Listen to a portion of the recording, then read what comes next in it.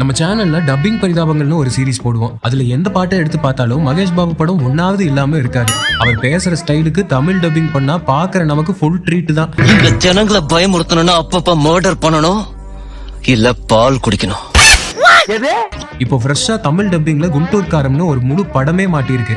இந்த படத்துல என்ன காமெடி பண்ணி வச்சிருக்காங்கன்னு பாப்போம்.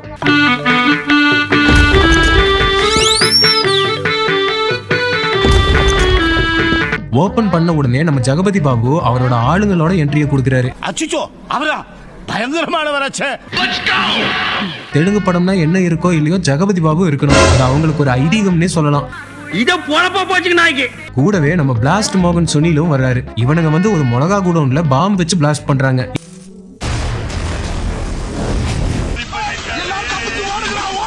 இது யாரோட குடோன்னு பாத்தீங்கன்னா ஹீரோவோட அப்பா ஜெயராம், அம்மா ரம்யா கிருஷ்ணன் மற்றும் சில ஃபேமிலி மெம்பர்ஸோடது. இவங்க பாம்பு வைக்கிற நேரத்துல இவங்க ஃபேமிலியா பாட்டு கேட்டு என்ஜாய் பண்றாங்க. நல்லதொரு குடும்பம், பல்கலைக்கழகம், அன்புமணி வழங்கும் பொங்கல் பொங்கல் நிறைய சாப்பிட்டாங்க, உணர்ச்சி வசப்படுறேன். ஓஹோ, வெடிச்ச சத்தம் கேட்டு ஹீரோ ஃபேமிலி தலை தெறிக்க ஓடி வந்து பாக்குறாங்க. பல நாளா டெய்லி வந்து வேலை செஞ்சுட்டு இருக்க குடோன் தான் எரிஞ்சிட்டு இருக்கிறத பார்த்த உடனே வேகமா வந்து பார்க்காம மடத்தனமா ஒரு கேள்வியை கேட்கிறாரு ஜெயராம். என்ன இது? அது நம்ம குடோன் தான் மாமா. கேக்குறான் பாரு கேரப்பாய மாதிரி ஒரு கேள்விய. கண்ணாடியை கட்டினா உனக்கு ரெண்டு கண்ணுமே தெரியாதா? இதுல என்ன ஒரு புத்திசாலித்தனம்னு பாருங்க. இப்படிப்பட்ட லூசு குடும்பத்துல தான் ஹீரோவும் இருக்காரு.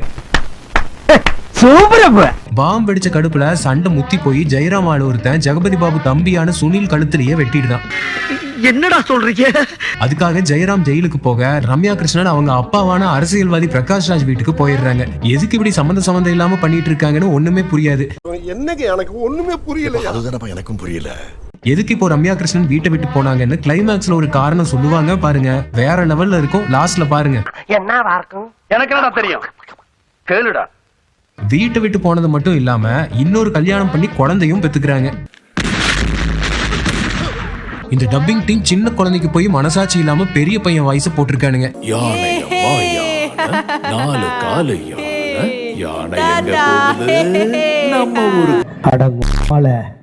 இந்த கேப்ல ரம்யா கிருஷ்ணன் அப்பா பிரகாஷ் ராஜோட கட்சியில இருந்து மந்திரியே ஆயிட்டாங்க. வேலைக்கு போனாலும் வெடி போடுறான், வெளிக்கு போனாலும் வெடி போடுறான். இதெல்லாம் ஒரு பொழப்பு. இதுக்கப்புறம் தான் இந்த காமெடி கதையே ஆரம்பிக்குது. ஜெயராம் ஃபேமிலியில மிளகா மண்டி எல்லாம் வச்சு ஹீரோ மகேஷ் பாபுவோட ஃபேமிலி நல்லா போயிட்டு இருக்கு. இந்த பக்கம் ரம்யா கிருஷ்ணன் அவங்க அரசியல் வாழ்க்கை நல்லா போயிட்டு இருக்கு.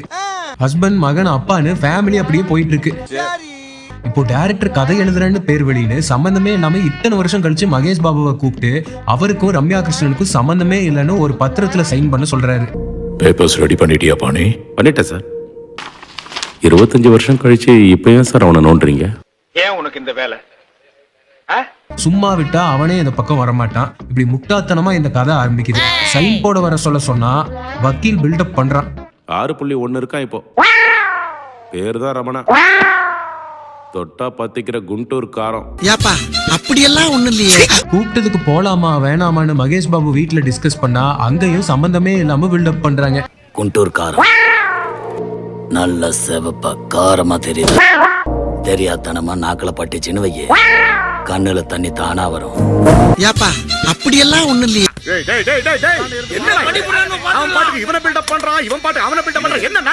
இவரு மிளகா மண்டியில வேலை செய்யற ஆளுங்களை அன்பா எல்லாம் ட்ரீட் பண்ண மாட்டாரு. ஒரு ஹீரோக்கான ஃபார்முலாவே இங்க அடிபட்டு போகுது. என்னடா அப்படி பாக்குறீங்க? அரங்கன உடனே போன் பண்ணுங்கடா. பண்றானே தூங்குறவனை எழுப்புவனானு பண்ணல அப்படின்னு கட்டு கதை சொன்னீங்க. ஒவ்வொருத்தனையும் தோலை உரிச்சு தொங்க போட்டுருவேன். அவசரங்கிறதுனால இதெல்லாம் தாங்கிக்க வேண்டியதா இருக்கு. தாங்கிட்ட வேலை செய்யற ஆளுங்களை அன்பா நடத்துற ஆளு தானே ஹீரோவா இருக்க முடியும். சரி, இந்த ஹீரோ பிரகாஷ் ராஜ் ஆபீஸ்க்கு போறாரு. பீடியை புடிச்சிட்டு வந்து இறங்குறாரு.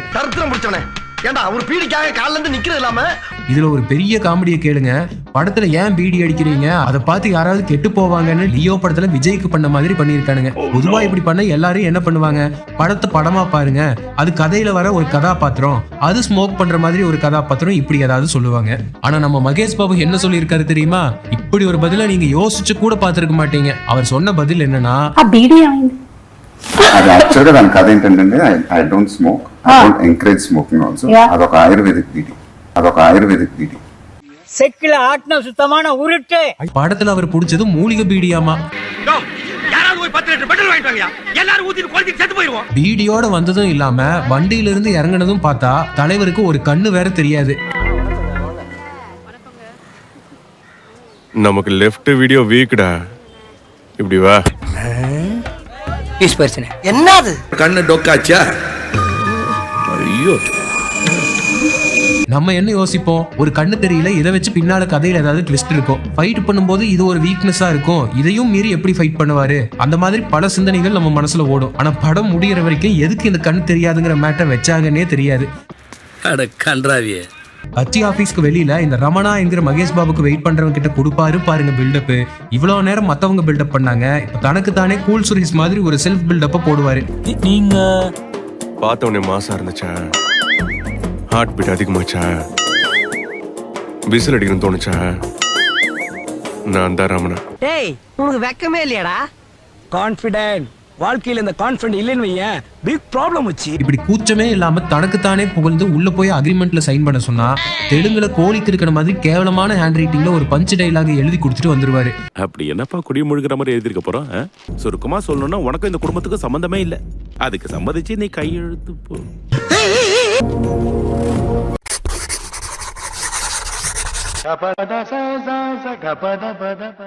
A few minutes later.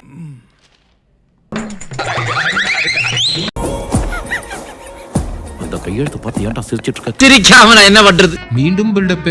வெளியே வந்து மூலிகை பீடியை பத்த வச்சு போதை தலைக்கேறி குரங்கு மாதிரி அங்க இருக்க தோரணத்தை பூரா பிச்சு போட்டுட்டு போயிருவாரு.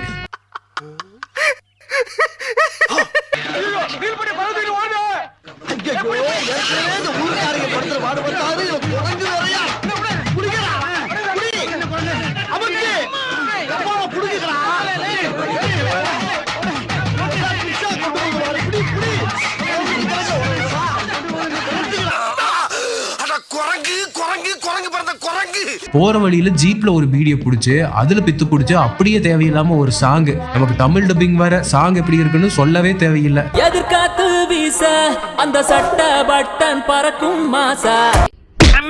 ஐயோ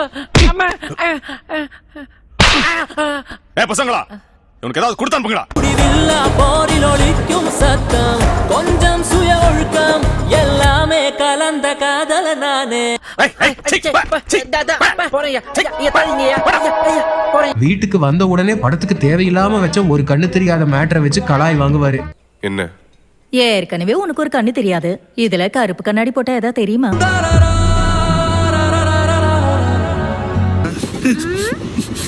ஐயா, இந்த அங்கிள் அழுறாரு. கட்சி ஆபீஸ்ல நடந்த மேட்டரை ஃபுல்லா சொல்லிட்டு லாஸ்ட்ல தேவையே இல்லாம கேவலமான ஒரு டைலாக பேசுறாரு.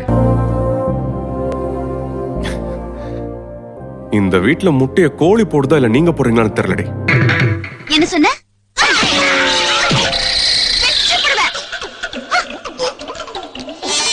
இந்த அருமையான ஹீரோ எப்படி இவர்கிட்ட வேலை செய்யறவங்களை கேவலமா ட்ரீட் பண்றாரோ அதே மாதிரி வீட்டுல இருக்க வயசுக்கு வந்த பொண்ணை எப்படி ட்ரீட் பண்றாருன்னு பாருங்க.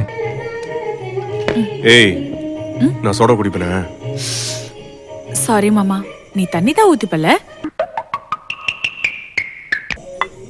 ஏய், நான் ஆம்லெட் தண்ணிட்டு சாப்பிடுவேன். மூளை கெட்டு போச்சா உனக்கு?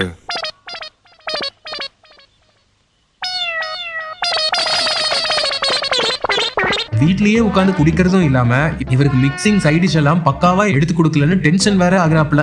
அந்த நாய் காலையில செருப்படி 5 விடும்னு சொல்லி வை. ஹீரோன்னு சொல்றதுக்கு ஒரு நல்ல பழக்கம் கூட இல்லையப்பா இவர்கிட்ட. பசிக்க சாப்பிடணும், தெளிய குடிக்கணும், விடிய விடிய ஆடணும், சாகிற வரைக்கும் சந்தோஷமா இருக்கணும். எங்க அப்பா பெரியவரத்து சொன்ன பாடபடி. வீட்டுல இவங்களுக்கு சேவை செய்யற பொண்ணு ஃபுல்லா குடிச்சிட்டு இருக்க அப்பா கிட்டயே போய் உங்க பையன் ஃபுல்லா குடிச்சிட்டு இருக்காருன்னு கம்ப்ளைண்ட் பண்ணும். அப்போதான் ஒரு உலகமகா காமெடியை பண்ணுவானுங்க. இவர் குடிக்கிற மகனை தட்டி கேட்கறேன்னு கையிலேயே ஒரு கட்டிங்க எடுத்துட்டு போய் என்னடா குடிக்கிறியான்னு கேட்பாரு. மகன் கையிலேயே ஒரு கட்டிங்க கண்ணு முன்னாடியே வச்சுக்கிட்டு குடிக்கலன்னு தலையாட்டுவாரு பாருங்க. First class comedy. ஆனா இவனுங்க இதை சீரியஸான சீனா எடுத்து வச்சிருக்கானுங்க. அங்க உங்க பையன் ஃபுல்லா குடிச்சிட்டு இருக்காரு மாமா. இவருக்கு இதான் வேலை. நான் சொன்னேன்னு சொல்லாதீங்க மாமா. ஒரு நிமிஷம் நீ இரு. தெரிஞ்ச என்ன கொண்டுட்டு வர மாமா. டேய் ரமணா, என்னடா குடிச்சிட்டு இருக்கியா?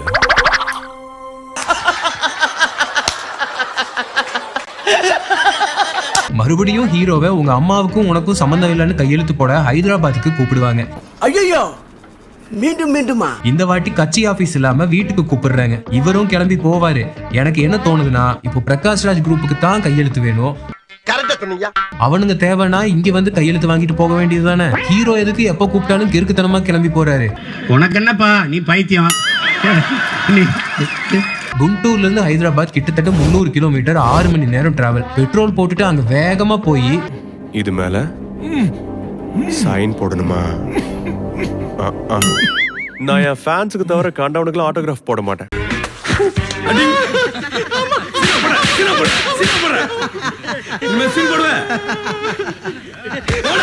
இதுக்கு சைன் பண்ணுவியான்னு போன் பண்ணி கூப்பிடும் போதே நான் சைன் பண்ண மாட்டேன்னு காலையே சொல்லியிருக்கலாம்.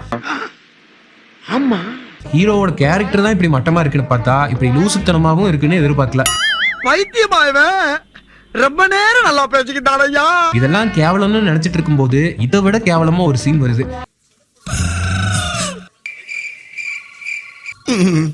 பெருசு, நான் போய் ஒரு டீ அடிச்சு வந்துடுறேன். உட்கார்றேன். பிரகாஷ் ராஜை மீட் பண்றதுக்கு முன்னாடி இதோ இந்த வக்கீல் வீட்டுக்கு போயிட்டு வருவாரு. வக்கீல் பாணியோட பொண்ணு தான் ஹீரோயின். கதைக்கு தேவையில்லாத கேரக்டர். ஆனா ஹீரோயின் இருந்தாதான் அதை பார்க்க ஆடியன்ஸ் வருவாங்கன்னு ஆடியன்ஸை கேவலப்படுத்தவே லவ் சீன் எல்லாம் எடுத்திருப்பாரு டைரக்டர் திரிவிக்ரம்.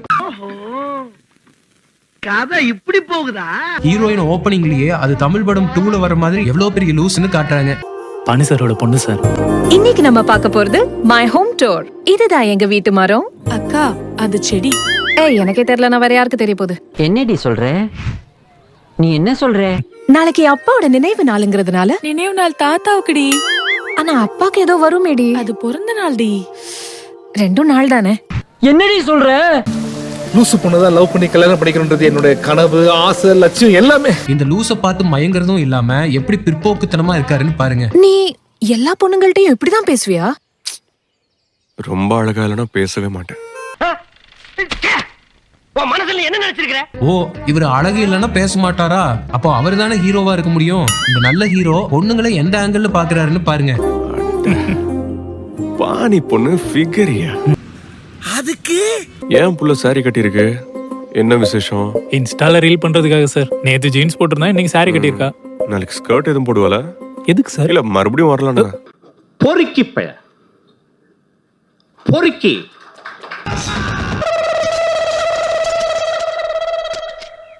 கொஞ்ச நேரத்துக்கு முன்னாடி என்ன சொன்ன? பாணி சார் பொண்ணு ஃபிகர்னு சொன்னீங்க. ஃபிகர் மட்டும் இல்லையா, செம்ம கட்ட. எல்லா கர்மத்தையும் முடிச்சிட்டு மறுபடியும் 300 கிலோமீட்டர் டிராவல் பண்ணி குண்டூர் போறாரு புத்திசாலி ஹீரோ. அக்ரிமெண்ட்ல ஹீரோ ரமணா கிட்ட சைன் வாங்கலனா உன்னை வேலையை விட்டு தூக்கிடுவேன்னு பிரகாஷ்ராஜ் வக்கீல் கிட்ட சொல்ல, வக்கீல் அவன் பொண்ணை ஹீரோ வீட்டுக்கு அனுப்பி சைன் வாங்கிட்டு வர சொல்லுவான். இந்த காஜ ஹீரோவுக்கு ஏத்த மாதிரி கன்றாவியா பிஹேவ் பண்ணி சைன் வாங்க ட்ரை பண்ணும். நம்ம ஆளு சும்மா இருப்பாரா? எப்படி பேசுறாருன்னு பாருங்க. எங்க இருக்கீங்க? Star hotel. ஆக்சுவலி பேருக்கு தான் அது ஸ்டார் ஹோட்டல், ஆனா அது ஒரு லாட்ஜ். லாட்ஜ்ல இந்த மாதிரி ஃபிகரோட கஷ்டம்டா. எந்தரா எந்தரா, இனிமே நின்ன நானே உன்னை விஷ வச்சு கொன்னுடுவேன்.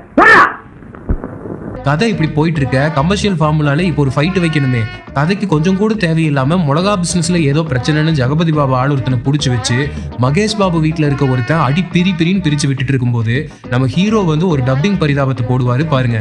என்னடா அடிக்க சொன்ன? என்னமோ கொஞ்சிட்டு இருக்க. அடிச்சா பொண்டாட்டி முன்னாடி பொப்பாட்டி பேர சொல்லி. டேய், என்னடா டயலாக் இது? எவன் எழுதி கொடுத்தானே அது இப்படி பேசிட்டு போறான்? அப்புறம் அந்த ஜெகபதி பாபு ஆளை தூக்கி வண்டியில போடுறான்னு சொல்லிட்டு நேரா ஜெகபதி பாபு வீட்டுக்கே போய் ஃபைட்டுங்கிற பேர்ல video game விளையாடுவாரு.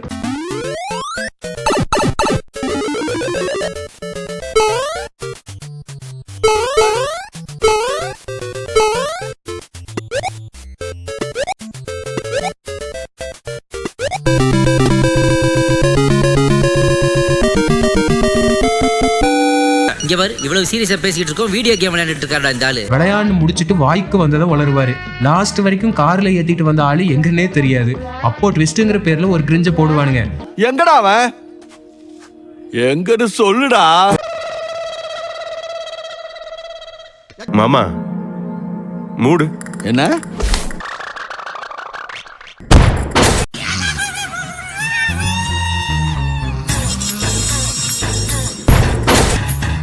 Excellent, marvellous, beautiful, என்ன பர்ஃபார்மன்ஸ் பண்றீங்க? இந்த சீனே தேவையில்லாத சீனு. அதுலயும் இந்த ஜீப் பறக்கிறது எல்லாம் ரொம்ப ஓவர். நெக்ஸ்ட் இந்த நல்ல ஹீரோக்கு வாட்டமா ஹீரோயின் பொட்டி படுக்கையெல்லாம் எடுத்துட்டு வந்து ஹீரோ வீட்லயே தங்கிடும். போதா குறைக்கு ஹீரோயினோட அப்ப வேற போன்ல உசுப்பேத்தி விட ஒரு கையெழுத்துக்கு என்னெல்லாம் பண்றாங்கன்னு நீங்களே பாருங்க. ராமு, ஜன்னல் கதவை திறக்கலான்னு பார்த்தா ஸ்டக் ஆயிடுச்சு. கொஞ்சம் பாக்குறீங்களா? என்னடா சொன்னவ? ஏய் என்னடி ஆச்சு உனக்கு? என்ன ஆச்சு? நடக்கிற பசிரி நம்ம பாடி பொண்ணை பார்த்து அன்னைக்கு நான் என்னையா சொன்னேன்? முதல்ல ஃபிகர்னு சொன்னீங்க, அதுக்கப்புறம் கட்டான்னு ஆட் பண்ணிக்கிட்டீங்க. வெறும் கட்டை மட்டும் இல்லையா, சும்மா நாட்டு கட்டை. சரி. ஐயோ இந்த அக்கிரமத்தை எங்க போய் சொல்லுவேன்? என்ன சொன்னாலும் அடங்க மாட்டேங்கிறாரு. நெக்ஸ்ட் வழக்கம் போல ஹீரோயின் கையெழுத்துக்காக ஹீரோவை ஏதாவது செடியூஸ் பண்ணுவாங்க. இப்போ என்ன பண்றாங்கன்னு பாப்போம்.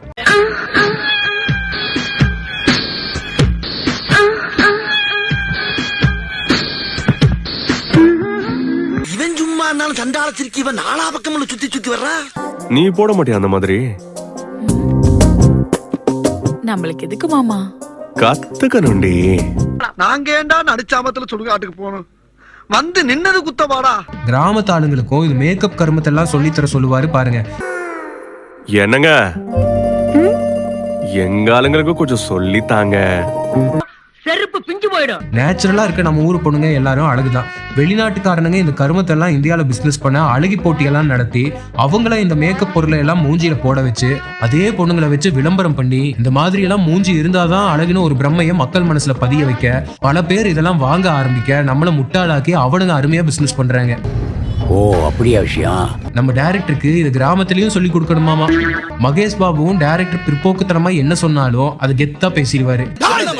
அடி பல்லகளெல்லாம் உடைச்சு படிக்க தெரிஞ்சா படி, தப்பு தப்பா படிச்சு அடி வாங்கி சாகாத சொல்லி. நெக்ஸ்ட் சீன்ல இந்த நல்ல மனுஷன் ஹீரோ மிளகா மண்டியில உட்கார்ந்து அமைதியா சரக்கு அடிச்சிட்டு இருப்பாரு. அவன் சரக்கு அடிச்சிட்டு இருக்கான். I can see it.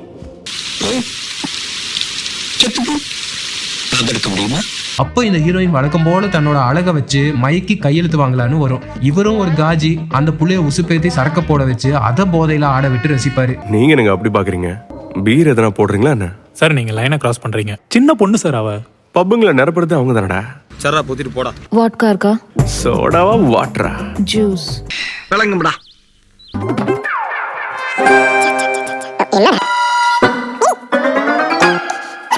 அப்ப என்னமோ நீங்க நடக்க போகுது, ஆனா என்ன நடக்கும்னு தான் தெரியல.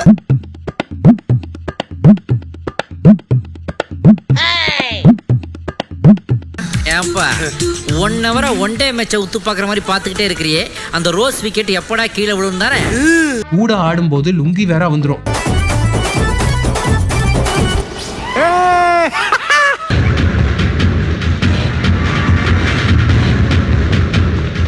இந்த புலிப்பாண்டி பயங்கரமானவன் தான், ஆனா குழந்தைகளுக்கு கிடையாது. அண்ணே அண்ணே உங்க வேட்டி அவுந்துருச்சு, அதனால தானே குழந்தை பயந்துருச்சு. ஆடி முடிச்சதுக்கு அப்புறம் ஒன்னு சொல்லுவாரு பாருங்க. ஓ ஓ ஓ ஓ ஓ ஓ, இவன் எனர்ஜி மேட்ச் பண்ண முடியலடா. கரியர் மொத்தம் இப்படி ஒரு டான்ஸ் ஆடலடா. கரியர் மொத்தத்திலயும் நீங்க ஆடினதே இல்லையேப்பா.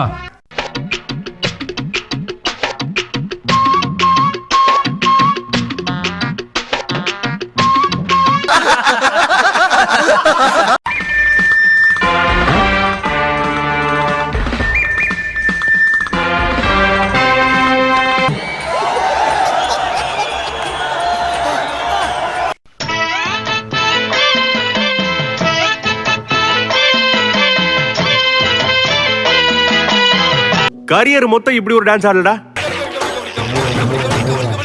லாஸ்ட்ல ராங்கான இடத்துல இருந்து ஒரு பேனாவை எடுத்து இப்போ ஆடின ஆட்டத்துல மயங்கி கையெழுத்து போடுவாருன்னு நினைச்சு கேட்டா வழக்கம் போல போட மாட்டாரு. அப்புறம் இவங்க சைன் போடாத வேகத்துல வீட்டுல இருந்து கிளம்பி ஊருக்கே போயிருவாங்க. ஓ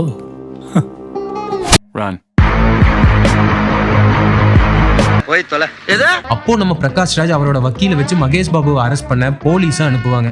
புத்திசாலியா இருந்தா போலீஸ் வந்த உடனே பிரகாஷ் ராஜ் தான் அனுப்பியிருக்காருன்னு புரிஞ்சிருக்கும். நம்ம ஆளு எப்படின்னு பாருங்க. என்கிட்ட மோதாதே, நான் ராஜாத்தி ராஜனடா, பம்புக்கு இழுக்காதே, நான் சூராதி சூரனடா.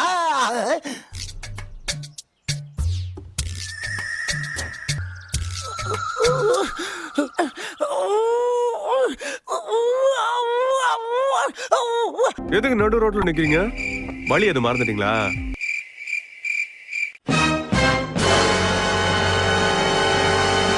பேச்சாடா பேசுன, கொஞ்சம் நெஞ்ச பேச்சா பேசுன. மன்னர் பரம்பரை, மண்ணாங்கட்டி பரம்பரை, நீயே இப்ப மாவு கட்டு பரம்பரை ஆகிட்டாங்க. உள்ள தூக்கி வச்சதுக்கு அப்புறம் கேபிஒய் மாதிரி மொக்க கவுண்டரே போடுவாரு. கேட்கவே எரிச்சலா இருக்கும். போலீஸ் ஸ்டேஷனுக்கு வர்றது உனக்கு என்ன ஃபர்ஸ்ட் டைமா? ரெகுலரா வர்றதுக்கு நான் உன்ன மாதிரி என்ன வேலையா பாக்குறேன்?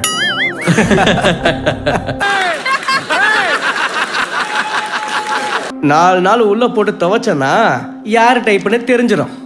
நாங்க என்ன பழைய துணியை உள்ள போட்டு துவைக்கிறதுக்கு?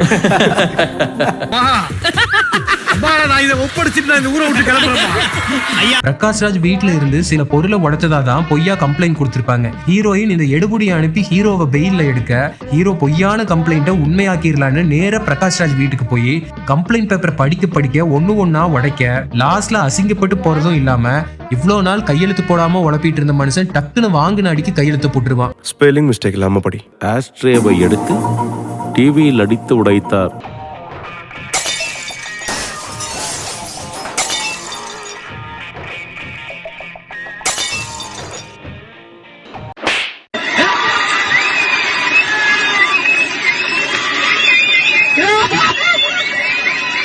பாரு, பேப்பர்ஸ் கூட.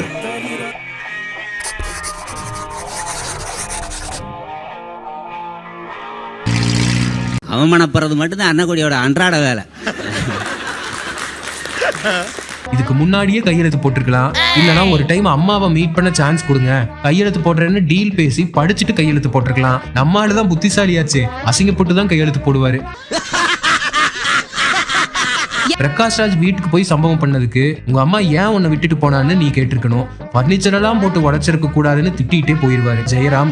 அப்போ நம்ம ஆளு தத்துவங்கிற பேர்ல ஒண்ணு சொல்லுவாரு, வேற லெவல்ல இருக்கும். என் லைஃப்க்கு ஏத்த மாதிரி ஒரு கேப்ஷன் கிடைச்சிருக்கா.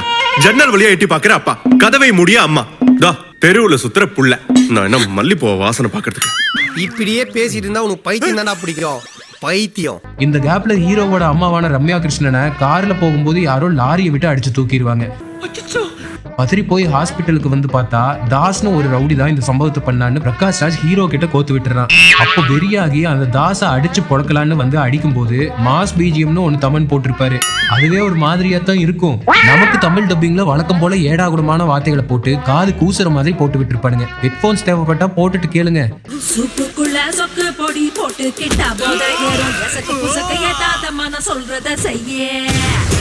பெரிய தியாகராஜ பாகுதரே, தொட்டதுக்கெல்லாம் பாட்டு பொறுக்கி நான் போய் வேலை பாடுறான். இந்த கன்றாவியான சாங்கோட இந்த ஃபைட்டை முடிச்சுட்டு ரம்யா கிருஷ்ணனை இவ லாரியை விட்டு தூக்கலான்னு தெரிஞ்சுட்டு வில்லனை விட்டு கிளம்பும் போதுதான் வில்ல ஹீரோக்கு பார்ட்டி கொடுக்கணும்னு அடம் பிடிக்க இந்த ஃபேமஸான சாங் ஆரம்பிக்குது.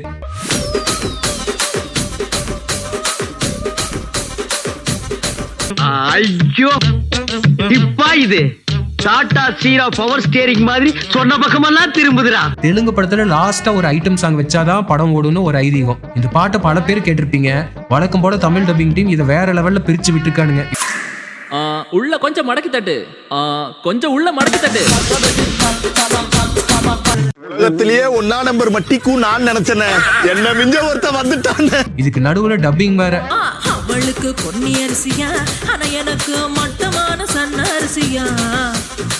சார், ஒரு 2 minutes நான் போய் வாமிட் பண்ணிட்டு வந்துடுறேன். கிளைமேக்ஸ்ல பிரகாஷ்ராஜ் கட்சி கூட்டம் ரெடி பண்ணி ரம்யா கிருஷ்ணனுக்கு பிறந்த இன்னொருத்தன் அடுத்த எம்எல்ஏ கேண்டிடேட்டா அறிவிக்கலான்னு இருக்கும்போதுதான் ரம்யா கிருஷ்ணனோட செகண்ட் ஹஸ்பண்ட் நம்ம யாருன்னே கண்டுபிடிக்க முடியாத மாதிரி ஒரு ட்விஸ்ட போட்டு உடைக்கிறான். ஐயா வெங்கடசாமி வாரிசுடா. எவன் உன்னோட வாரிசு? அவன் என் பையனே இல்ல. என்னடா சொல்ற? ஒண்ணுமே புரியல. இந்த பையன் ரம்யா கிருஷ்ணனுக்கு பிறக்கல, உங்களுக்கு இருக்க ஒரே பேர ரமணா தான் அப்படிம்பா. பிரகாஷ்ராஜுக்கு பயந்துதான் இவ்வளவு நாள் இந்த வாழ்க்கையை ஏத்துக்கிட்டு மகனையும் புருஷனையும் பிரிஞ்சு வாழ்ந்துட்டு இருந்தேன்னு சொல்லுவாங்க. அப்பா மேல இருந்த பயம் போக இவ்வளவு வருஷம் ஆச்சு. இதெல்லாம் புயல் காத்துல உட்காந்து எவனா பொறி சாப்பிடுவான், அவங்கிட்ட போய் சொல்றா. ஆனா ஒண்ணு சொல்லுவாங்க பாருங்க, கொன்னுடுவேன். இவனை பத்தி தெரிஞ்சும் என்ன கொன்னுடுவேன்னு மிரட்டுறியா? அப்ப ஏதோ சின்ன பையனா இருந்தான், இப்ப நினைச்சான்னா உன்னை விட்டு வைக்க மாட்டான். ஏண்டா படம் ஆரம்பிச்சதுல இருந்து பெரிய பையனாதான் இருக்கான். அதுவும் இல்லாம டெய்லி 300 கிலோமீட்டர் டிராவல் பண்ணி வந்து கதறிட்டு இருக்கான். அப்போவே இந்த கர்மத்தை சொல்லி வேலையை முடிக்காம ஹீரோவை போட்டு அலக்கழிச்சு இவங்களுக்கு ஆக்சிடென்ட் ஆகுற வரைக்கும் பல காமெடி பண்ணிட்டு இருந்திருக்காங்க. மென்டல் ஹாஸ்பிடலுக்கு ஃபோன் பண்றான். படத்துல இருக்க எல்லா கேரக்டர்ஸும் எப்படி முட்டாளா இருக்காங்கன்னு பாருங்க. படத்துல யாராவது ஒரு புத்திசாலியை பார்க்க முடியுதா? லாஸ்ட்ல ரம்யா கிருஷ்ணனை வீட்டுக்கு கூட்டிட்டு போய் அங்க ஒரு தைரியமான டைலாக் போடுவாரு ஹீரோ. இவ்வளவு அழகா இருக்க, தாடி எதுக்குடா? இதா லவ் ஃபெயிலியர். டேய் பொண்ணு யாருடா? நீதான்.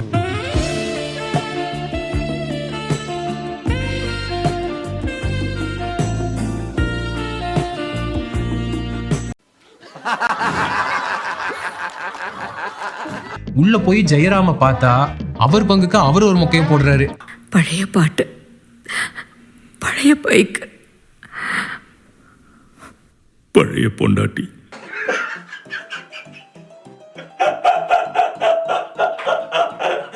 ஹீரோ கீழே வந்து ஒரு மொக்கையை போடுவாரு.